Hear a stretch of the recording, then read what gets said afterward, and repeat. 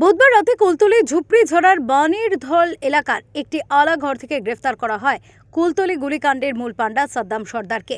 পাশাপাশি ওই ভেরির মালিক তথা কুলতলির সিপিএম নেতা মান্নান খানকেও গ্রেফতার করেছে পুলিশ। এই নিয়ে মোট 4 জনকে গ্রেফতার করা হলো।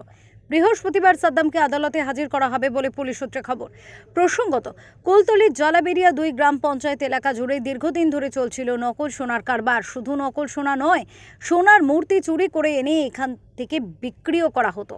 কখনো কখনো মানুষকে ফাঁদে ফেলে মূর্তি বিক্রির নামে সর্বশান্ত করা হতো ক্রেতাদের। সাদ্দামের বিরুদ্ধে অনেক দিন ধরেই সোনা প্রতারণার অভিযোগ ছিল। এর আগেও তাকে গ্রেফতার করেছিল পুলিশ। গত সোমবার সাদ্দামের বাড়িতে অভিযানে যায় কুলতলি থানার পুলিশ। সাদ্দামকে ধরতে গেলে তার বাড়ি এবং আশেপাশের মহিলারা পুলিশকে ঘিরে ধরে বিক্ষোভ দেখাতে শুরু করে।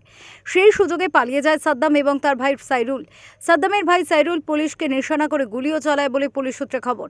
সাদ্দামের বাড়ির খাটের নিচে একটি সুড়ঙ্গের হদিশ পায় পুলিশ। সেখান দিয়েই সাদ্দাম পালিয়ে যায় বলে পুলিশের অনুমান। সুড়ঙ্গটির মুখ পার্শ্ববর্তী একটি খালে। উল্লেখ্য, সাদ্দামের বিরুদ্ধে খুনের অভিযোগও রয়েছে। কুলতলি থেকে গোপাল শীলের রিপোর্ট, ওঙ্কার বাংলা।